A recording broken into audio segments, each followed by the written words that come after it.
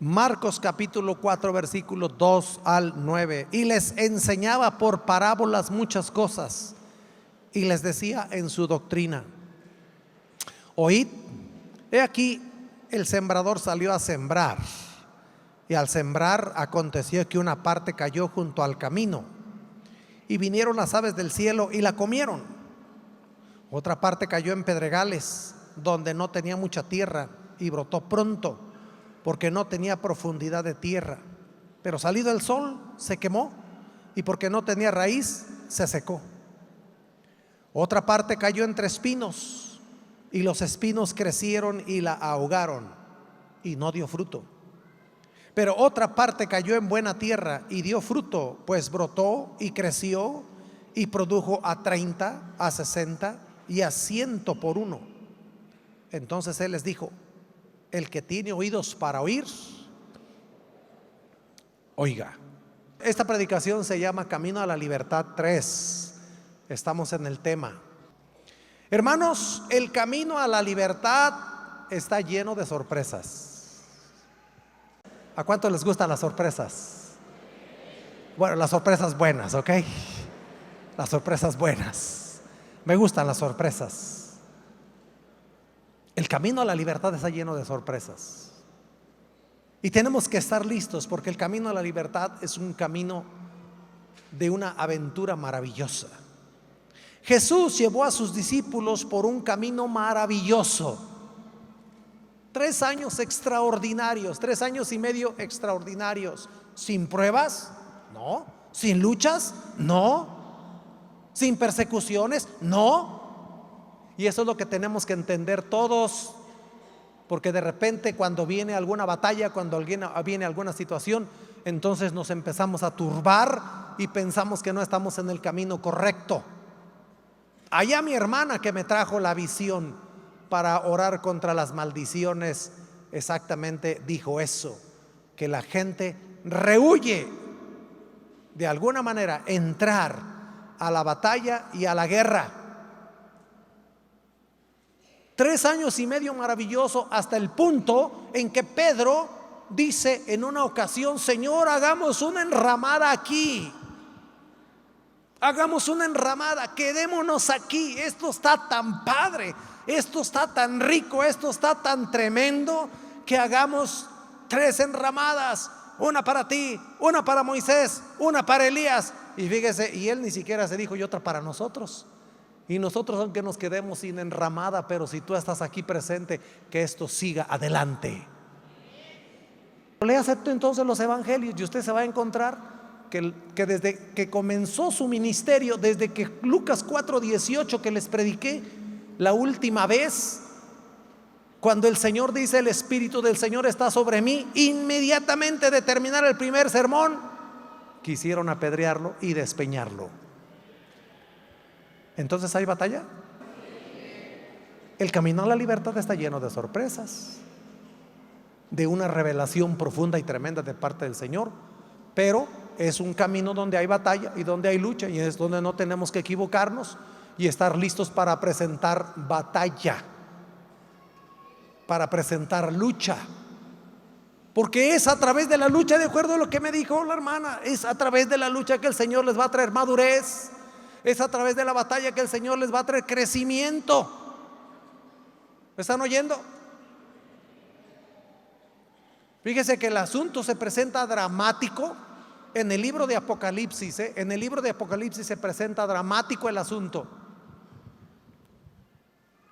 En el libro de Apocalipsis la cosa se pone tan dramática que allá en el capítulo 3 el Señor le dice a la gente que está tibia, a la gente que está fría, a la gente que ya está en el peligro de perderse para siempre: yo te aconsejo que de mí compres oro refinado en fuego. ¿Sabe qué significa eso? Se lo voy a decir. Significa: yo te recomiendo que me pidas que te vengan luchas, que te vengan pruebas y que te vengan adversidades. Órale.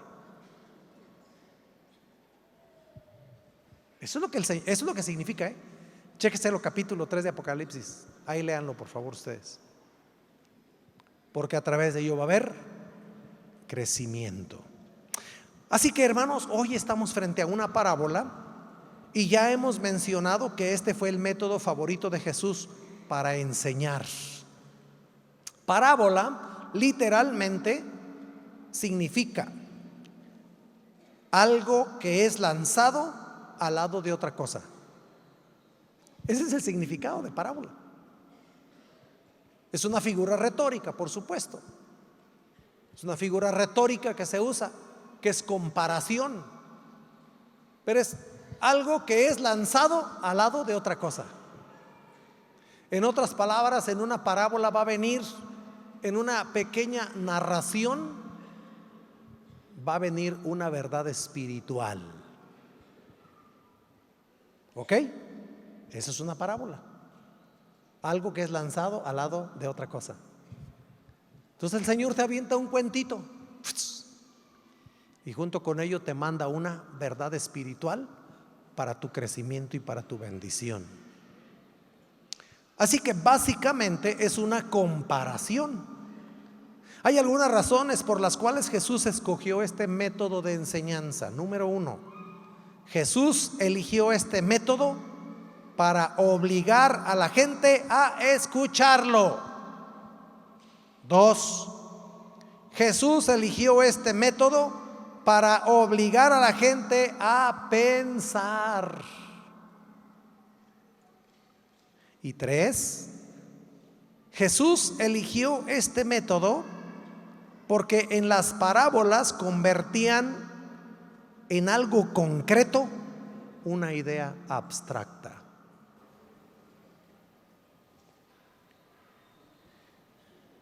Y cuando estaba estudiando esto, ¿por qué el Señor nos habla en parábolas, en pequeños cuentitos, para obligarnos a escuchar? Y yo dije, esto va perfectamente con el pueblo mexicano. ¿Por qué razón? Porque si no hay monitos, la gente no quiere leer, no quiere escuchar. Si hay monitos, entonces sí. Y nosotros tenemos que saber que el Señor Jesús entonces nos lanza una pequeña narración y en esa narración nos interesa para que nosotros recibamos una verdad eterna. Pero me gustó mucho lo segundo, que Jesús eligió este método para obligar a la gente a pensar. La parábola del sembrador es la única parábola que tiene la interpretación incluida, pero de ahí para adelante el resto de las parábolas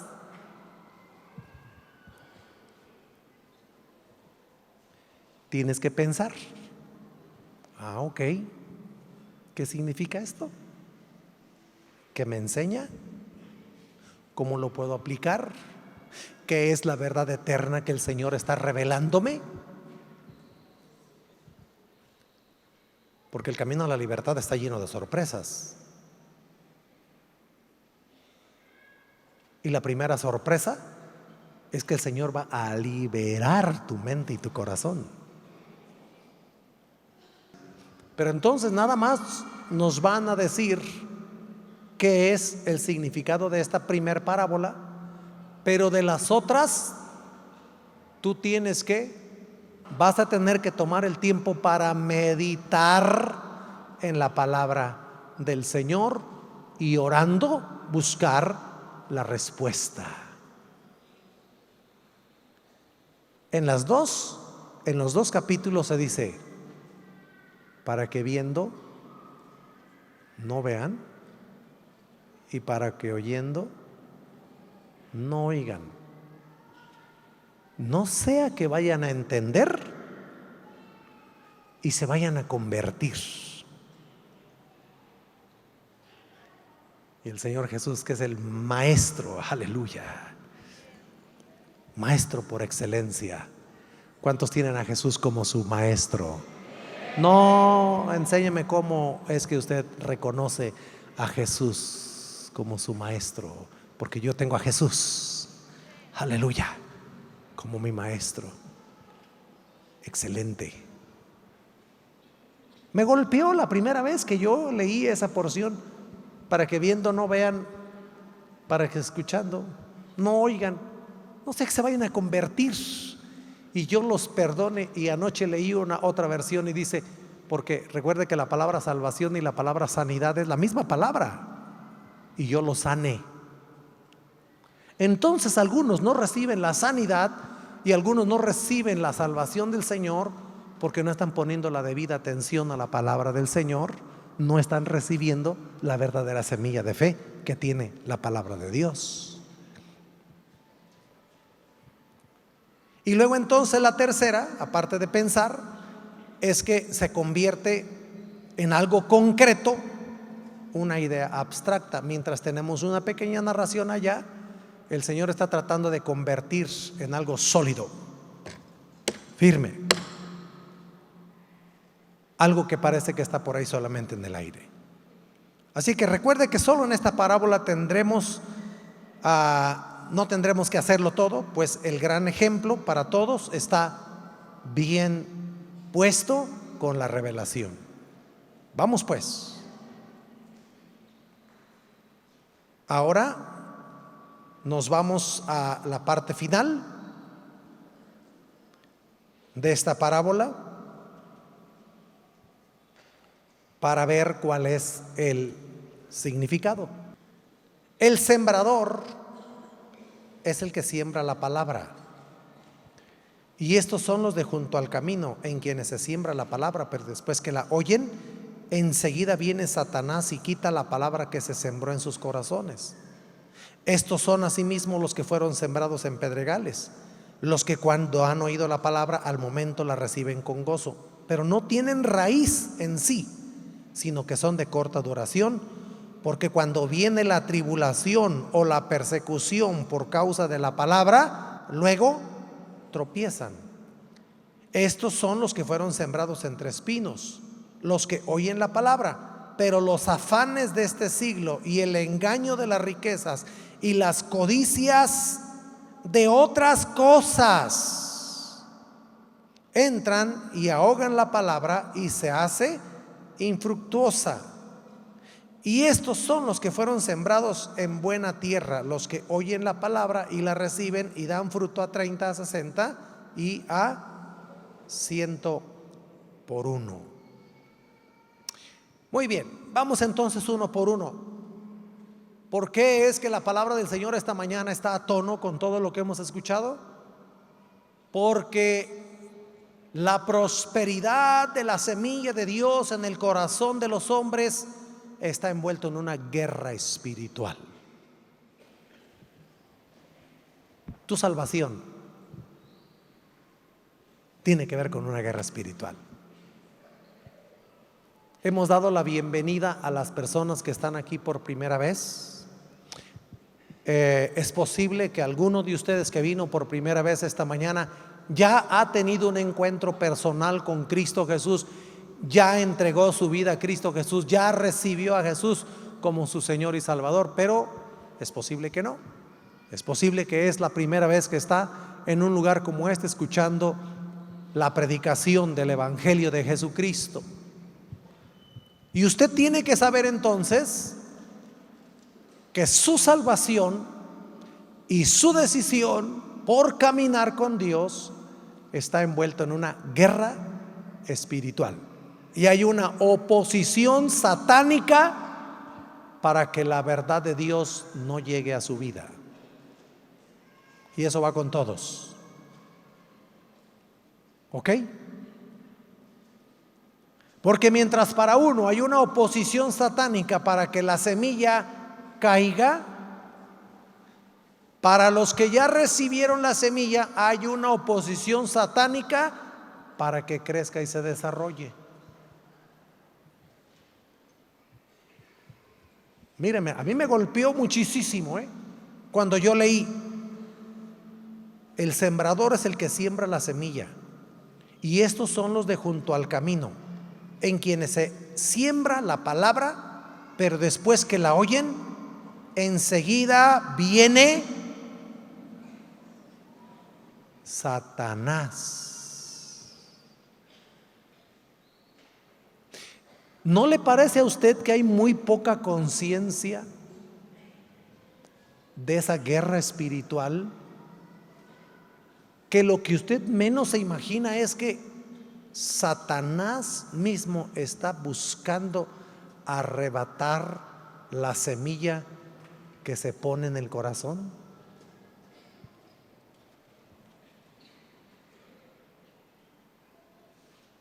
Lo más que pensamos son las cosas naturales.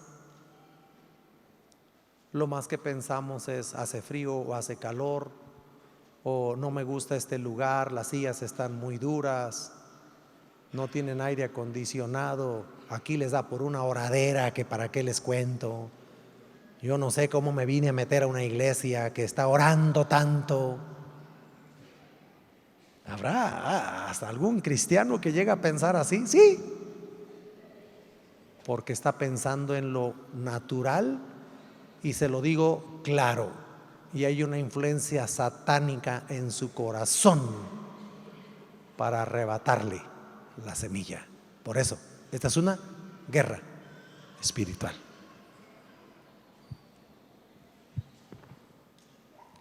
Hermanos, los campesinos en Israel sembraban de dos maneras. Una era esparciendo la semilla. ¿Sabe que los campos en Israel son muy difíciles? Israel es un país que, hermanos míos, usted no encuentra un lugar como este de aquí al lado. Usted sale aquí en la calle, se va, y lo que empieza a ver son campos con un tipo de tierra fértil que parece que se da solito aquí todo. Ahí va el canal de agua. Cuando usted está en Israel, usted ve un pedregal, y los campos se pueden ver muy claramente definidos porque están separados por caminos pequeños de apenas 2 metros, donde las personas caminan, transitan para ir de terreno en terreno, que no son hectáreas como aquí, son de 800 metros, de 1000 metros, son los terrenos, son pequeños, y se ve cómo han quitado las piedras, están amontonadas las piedras, y usted dirá, ¿y por qué no han llevado esas piedras de ahí? Porque donde quiera que las lleven hay piedras sobre piedras. Es un desierto. Es un desierto. Mi primera impresión al estar en Israel fue esta pregunta que el Espíritu del Señor me reveló: ¿cómo es que esta tierra es la tierra que fluye leche y miel? Esta tierra es un pedregal.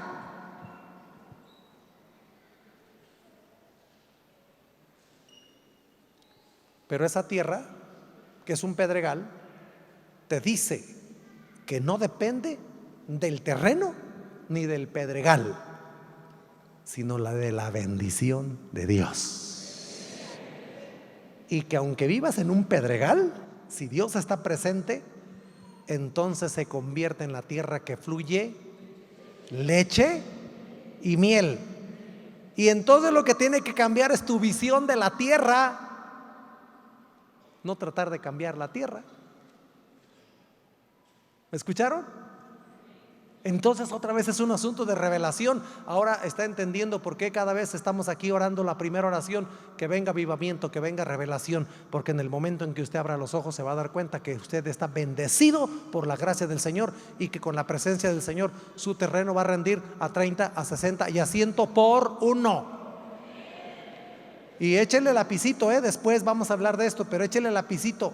No es 30% ni 60% ni 100%, porque 100% sería que yo siembro 1 y tengo 2. Ese es el 100% de producción. Tengo 10 y tengo 20, pero es 100 por 1. Es una multiplicación brutal. Entonces, la primera manera es: el campesino va con su ayate, si hablamos así como acá, y va metiendo la mano en la bolsa y va aventando la semilla. Pero parte de esa semilla cae en el camino. La otra manera Es que el campesino en Israel, para no tomarse la molestia de sembrar la semilla como nosotros estamos acostumbrados, yo no sé usted, pero cuando yo he sembrado un campito chiquito ahí en la casa, pues me voy con el azadón y voy abriendo un hoyito y le aviento 2 o 3 semillitas y después le tapo. Y por favor no le haga así, no va a agarrar nada, está pelmazando la tierra, deje que la tierra nada más y ya brote, ¿ok? ¿Sabe qué hace el campesino? Ponía una bolsa de semillas en un burro, le abría un hoyito a la bolsa y aventaban al burro. ¿En serio? No, esto es histórico, lo tomé de historia, ¿ok? No estoy inventando, lo tomé de historia. ¿Qué garantía hay que la semilla cayera en buena tierra? Entonces parte de la semilla caía junto al camino. Así que esa es la manera en que los campesinos en Israel estaban haciendo el trabajo. Por eso parte caía ahí en ese camino donde estaba trillado todo el tiempo, caminando.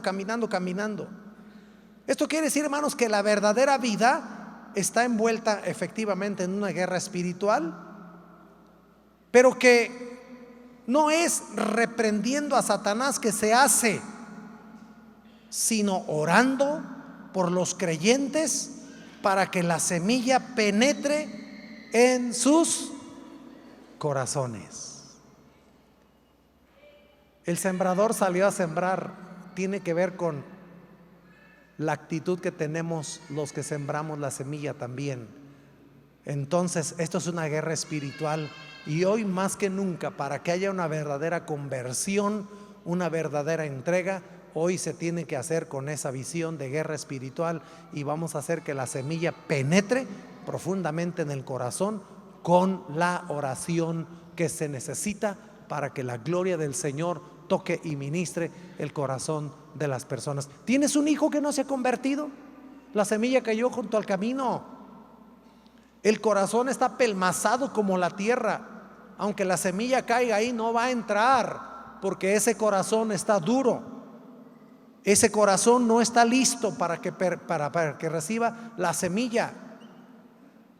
Alguna gente en cuyos corazones no puede penetrar la verdad cristiana, esa imposibilidad se debe a la falta de interés. Ese es el otro problema con la semilla que cae junto al camino. Fíjese que cuando yo leí, luego enseguida viene Satanás y quita la palabra que se sembró en sus corazones.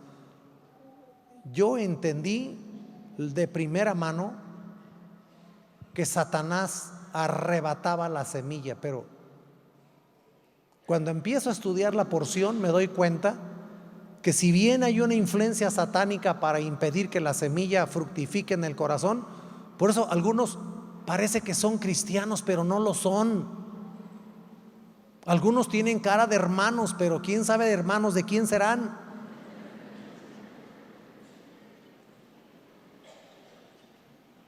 De verdad. Y yo encontré que esta generación, más que nunca, esta generación tiene ese problema. Esta generación. Los que sembramos la palabra hoy vamos a tener que orar más y vamos a tener que luchar más si queremos ver el reino de Dios establecido. Le voy a decir por qué razón. Porque esta generación es una generación materialista, totalmente, con una falta de interés por las cosas espirituales más que nunca. Y es claro, hermanos, eso es claro. O sea, así está anunciado. Ya mencioné capítulo 3 del libro de Apocalipsis, y cuando usted lee capítulo 3 del libro de Apocalipsis, usted se da cuenta que efectivamente esta generación ya el Señor la había visto a lo lejos y había alertado a su pueblo para decir: aguas, porque esta generación es una generación que tiene una falta de interés en las cosas espirituales brutal. Hay interés por los gatos, hay interés por los perros, hay interés por las plantas, hay interés por la vaquita marina, hay interés por lo que usted menos se imagina, menos por la búsqueda de Dios. ¿Sí o no, hermanos? Aprovecho de una vez para decirles, hermanos míos, yo quiero a los animales, pero los animales son animales, no son personas. No se puede tratar ni un perro ni un gato como un hijo. ¿Me están oyendo? ¿Estoy diciendo que no lo alimente? No. ¿Estoy diciendo que no lo cuide? No. ¿Estoy diciendo que no lo vacune? No. Estoy diciendo que ubique las cosas en su lugar, porque Satanás le está desviando completamente el alma, el corazón a todo mundo para poner los intereses en las cosas triviales de este mundo, para arrebatar la semilla de fe y de bendición. Así que hay una falta de interés, pues los corazones están cargados de pecado. Y Satanás aprovecha esto para robar inmediatamente la semilla. Vamos con el segundo. Estos son asimismo los que fueron sembrados en pedregales, dice la palabra, los que cuando han oído la palabra al momento la reciben con gozo, pero no tienen raíz en sí, sino que son de corta duración, porque cuando viene la tribulación o la persecución por causa de la palabra, luego tropiezan. Yo escucho tantas veces, me hice cristiano y me va peor, los apalean inmediatamente. Pues claro, mientras tú eres aliado de Satanás, ¿qué te va a hacer si es tu cuate? Pero cuando tú te apartas y cuando tú decides empezar a caminar con Dios, cuando tú decides caminar con Cristo, identificarte con el Rey de Reyes y Señor de Señores, viene el golpe, tratando de tocarte donde más te duela. Hermanos, en Israel el terreno era muy poca tierra fértil. Esta es la composición. En realidad Israel es como una gran piedra caliza, tanto que cuando usted va al desierto de Judea y desciende hasta el Mar Muerto, usted se da cuenta que la tierra, la piedra caliza ya está al descubierto. Ya para esa área del desierto se convierte, incluso, hermanos, es tan árido y tan falto de posibilidades de vida, que el agua es dulce, es el agua del río Jordán. El río Jordán se convierte en el mar de Galilea. Yo he estado en el mar de Galilea, he estado a la orilla del mar de Galilea, y cuando usted ve el mar de Galilea, que es un lago, no es un mar en sí, es agua dulce, hermanos míos, no caben los peces. Ahí están un montón de peces. Si uno aventara una atarraya ahí, agarraría 200, porque está cargado de peces el lugar, muy bendecido. Pero ¿cómo es que ese mismo lago sigue siendo el río Jordán, se convierte en río Jordán, donde más adelante bautizaba Juan el Bautista, y desemboca finalmente este río en el Mar Muerto? Ahora, ¿cómo se convierte de agua dulce a agua salada, pero tan salada que no crece nada en ese mar? Ese mar no tiene peces, ese mar no tiene vegetación, ese mar no tiene, por eso se llama Mar Muerto, y ellos le llaman el mar salado. Y es un único lugar en el mundo, al menos no he estado en algún otro lugar en el mundo así. ¿Sabe qué ocurrió en ese lugar? Pues prácticamente caminé sobre las aguas, porque se puede caminar sobre las aguas. En ese mar usted no se puede hundir. Y me acosté, y no te hundes, porque es piedra caliza totalmente. Y es una fuente de un mineral zinc brutal. Es increíble. Por eso Israel es un lugar increíble. Entonces el terreno es una tierra muy poco fértil, tiene 20 centímetros, 30 centímetros máximo de tierra fértil y después la piedra caliza. Un famoso predicador dijo esto, escuche esto: hemos aprendido que se necesita 5% de nuestro esfuerzo para predicar el evangelio, pero se necesita 95% de todo nuestro esfuerzo para mantener la semilla en el corazón y para mantener al oyente en el camino y junto a nosotros para ayudarlo en su crecimiento. Leo otra vez: estos son asimismo los que fueron sembrados en pedregales, los que cuando han oído la palabra, al momento la reciben con gozo, pero no tienen raíz en sí, sino que son de corta duración. Porque cuando viene la tribulación o la persecución por causa de la palabra, luego tropiezan. Así que hay dos problemas aquí, hermanos. Hay dos problemas aquí que provocan esta deserción de tantas personas que escuchan la palabra del Señor. El primero es la incapacidad de pensar a fondo en el contenido del evangelio y el precio que hay que pagar. En otras palabras, muchas personas reciben el evangelio superficialmente,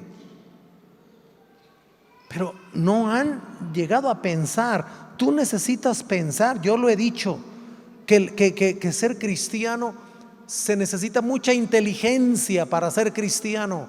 Sabe que yo me convertí hace 43 años aproximadamente, y lo que la gente decía de los que nos convertíamos a Cristo, de los que somos cristianos, ellos decían, la mayoría decían que el evangelio era para los ignorantes, que los cristianos éramos una bola de borregos, que éramos conducidos por cualquier persona que nos decía cualquier cosa de Dios y nos engañaban con facilidad. Eso es lo que se decía. Yo no sé, usted. Pero aquí mismo en la parábola del sembrador dice: y les decía en su doctrina. Eso significa que lo que el Señor estaba enseñando era una doctrina, era algo claro. Cuando decimos doctrina, es algo definido, es algo que está bien determinado en la palabra del Señor. Y le voy a decir cuál es mi opinión después de 43 años. Para ser cristiano se necesita ser muy inteligente. Mientras lo tomas superficial, mientras no le pones el cerebro suficiente, no vas a poder entenderlo. En otras palabras, hermano, llegó el tiempo de que madures, te sientes, ores, clames, medites, pidas revelación de la gracia del Señor. Porque cuando los que han oído la palabra al momento la reciben con gozo, pero no tienen raíz en sí, sino que son de corta duración, porque cuando viene la tribulación o la persecución por causa de la palabra, luego tropiezan. Y la segunda razón de la deserción es que se sienten atraídos por el evangelio, pero nunca permiten que penetre a fondo en su corazón. Debemos saber que el cristianismo es todo o nada. Tercero, estos son los que fueron sembrados entre espinos, los que oyen la palabra, pero los afanes de este siglo y el engaño de las riquezas. Ay, y cómo me golpeó esta parte. Y las codicias de otras cosas. Ay, cuando yo leí eso, y las codicias de otras cosas, me pareció tan miserable que algunos por cualquier cosa. ¿Y otra cosa?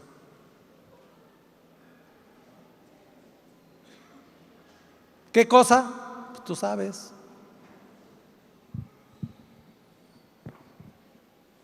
Otra cosa. Entran y ahogan la palabra y se hace. ¿Qué se hace? Infructuosa. Esto también lo saqué de la historia, ok, yo consulté. Este no es mi opinión, ni estoy apaleando a los campesinos israelitas. Esto es lo que dice la historia que leí. El campesino en Israel era haragán.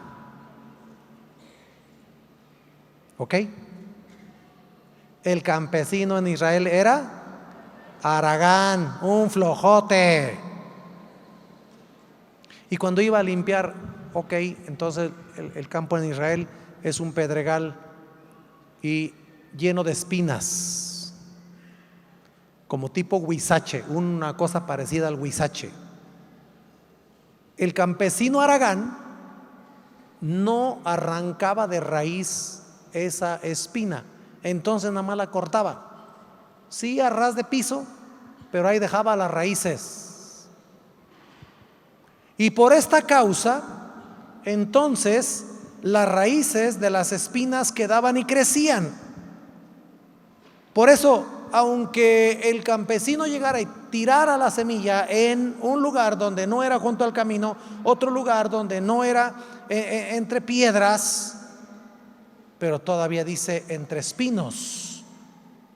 Así dice esta parte, sembrados entre espinos. Ahora, a ver, hermanos, ¿quién de ustedes, por muy falto de conocimiento que tenga respecto a cómo se debe de sembrar una semilla, usted tiene aquí 2 por 2, 4 metros cuadrados, 2 por 2, 4 metros cuadrados, y ve que hay un montón de huizache ahí, y usted se quiere comer unos elotes, y entonces agarra la semilla y ve los huizaches ahí que están y le avienta la semilla? A ver, ¿quién de ustedes lo hace? No. Entonces parece como que hacía un trabajo, cortaba el huizache. Ya se ve limpiecito, ahora sí. Aviento la semillita, pero ahí está la raíz. Ahí está la raíz. Concluyo con la palabra que llevó mi hermana por ahí, con lágrimas en sus ojos, mientras me compartía la palabra. ¿Qué raíces has guardado en tu corazón?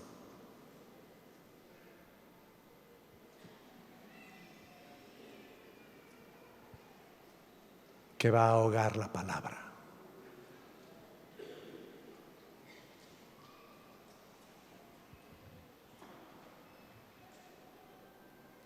¿Qué raíces has guardado? ¿Qué raíces están? Nada más las volaste de arriba, le aventaste la semilla, pero las raíces están ahí.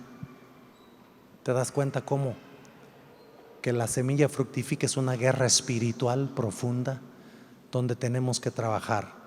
Entonces se tiene que arrancar de raíz.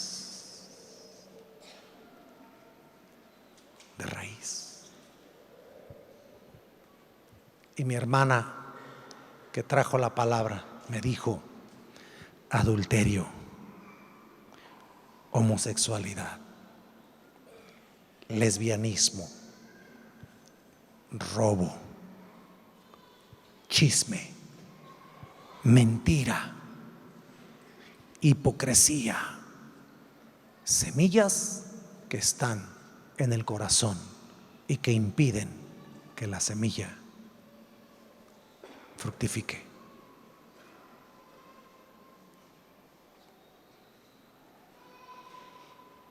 La parábola termina diciendo: y otros fueron sembrados en buena tierra.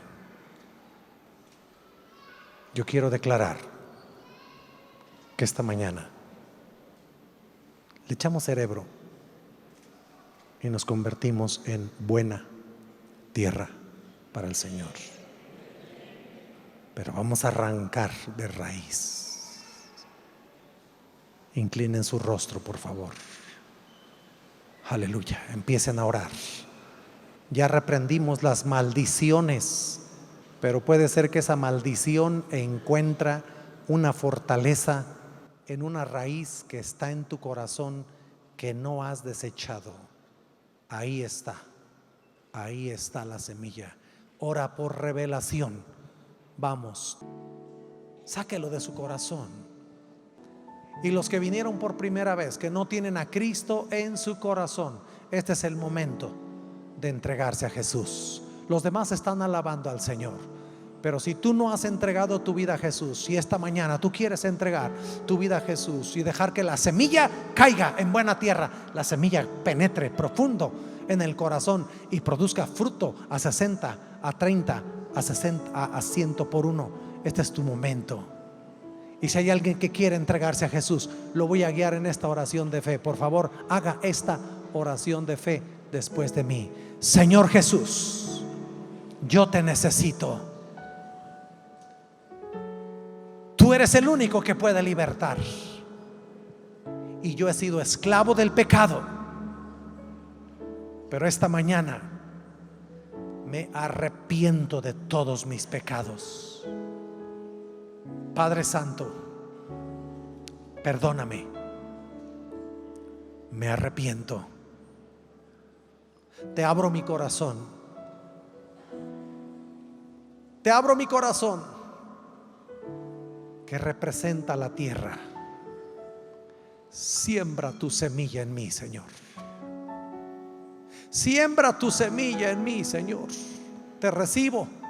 Yo te recibo, yo te recibo. Dígalo con todo su corazón. Yo te recibo como mi Señor y mi Salvador. Aleluya. Aleluya. Yo te recibo. Yo confieso que tú eres mi Señor y mi Salvador. Me entrego a ti. Me entrego a ti, Señor. Me entrego a ti. Aleluya.